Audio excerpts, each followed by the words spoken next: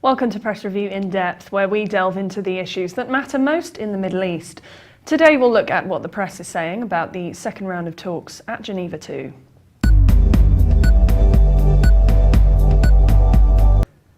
The International New York Times says second round of Syrian talks begins. UN's mediator steps cautiously as a second round of talks began on Monday.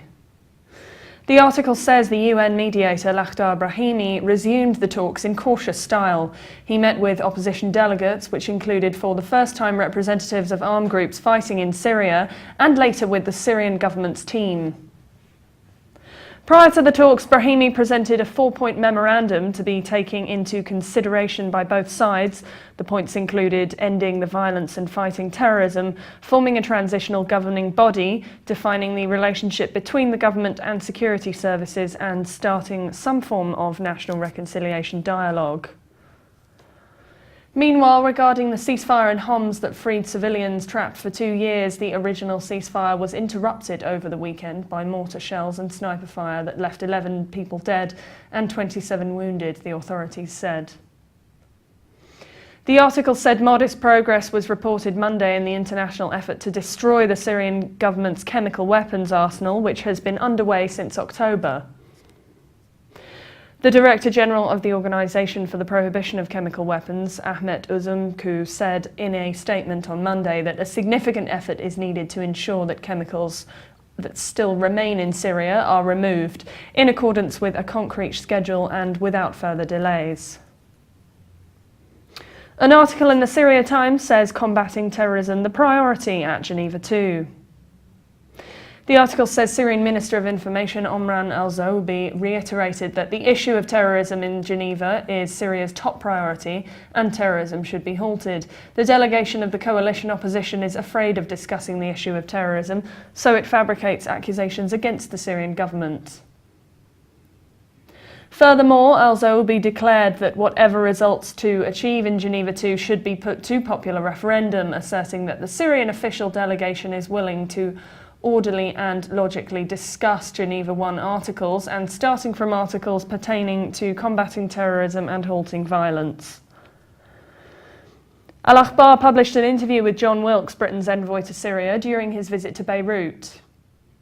Asked his views on the first round of talks at Geneva 2, Wilkes said, "We did not make significant progress in this round.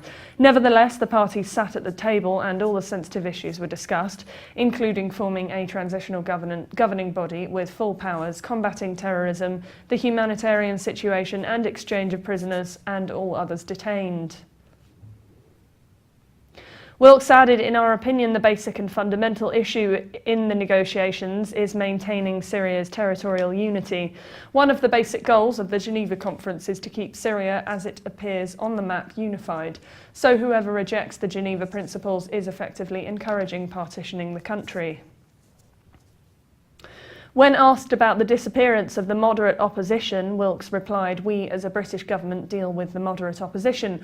We send clear messages to the Salafi movement that any attempt to impose an Islamist state in Syria will lead to the continuation of the war." Wilkes emphasised, "We do not want to repeat the Iraqi scenario of 2003. This is accepted by the coalition, the Free Syrian Army, and by many within the regime, as well as those in the middle." Wilkes added that from a British perspective, we also fear a deterioration of the humanitarian conditions because Britain is one of the main donor nations as we provide billions of dollars in humanitarian aid, and we do not want this situation to continue for many years to come. Not to mention the dangers of the spread of extremism in the region and the world. Wilkes insisted the Free Syrian Army, along with part of the Islamic Front, is fighting al-Qaeda. Regime claims that all opposition groups are extremists and terrorists are not true. Wilkes concluded, "I think Assad has to step down after all that has happened in Syria in the past 3 years, but we must preserve state institutions to avoid repeating the 2003 Iraq scenario." Today we're joined by Syrian political analyst Nedal Naisseh. Thanks for joining us again, Nedal, to discuss Syria. Thank you very much. My first question, in your view, what was achieved in the first round of Geneva 2 talks? What?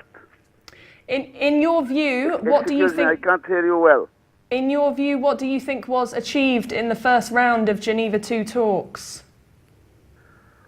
In the first round, there was, in fact, no any other achievement, but bringing the two sides together to the table of negotiation. I think this is the first and only achievement in this in that round.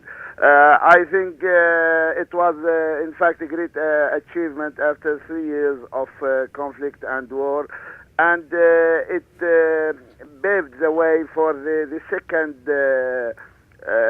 round now, which is taking place now. We all hope that it will continue and come to a conclusion and come to good results and benefits for the Syrian people in general. And so far, it's only the second day of the second round of talks. Do you think that they are different at all from the first? Well, in fact, up till now, what has been leaked up till now, there is nothing new. I think the two sides are adhered to their previous situations.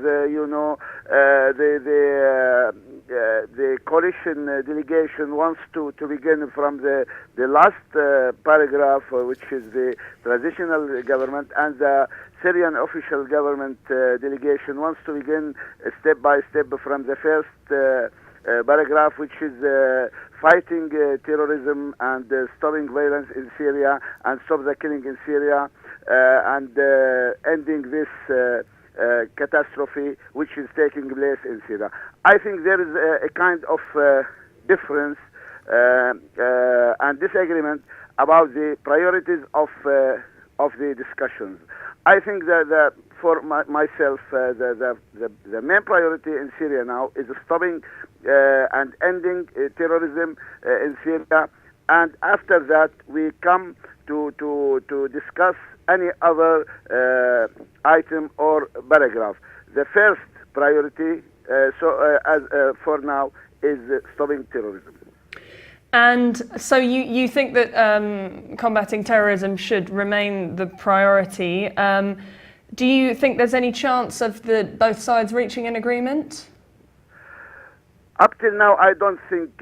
I don't think for the data on the ground doesn't allow any team to withdraw or to present any gifts for the other party gratis or without any charge. I don't think the Syrian government can present anything to the coalition, because the coalition doesn't in fact represent the whole range of the opposition in Syria. It is, I think, and as we all know, it represents the group of friends, as we call them, the Western governments and the Arab states. They are not represented on ground, and they don't represent the whole range of the Syrian people and Syrian opposition. Sure. Thank you, Nedal, for joining us again today. Thank you very much. Thank you.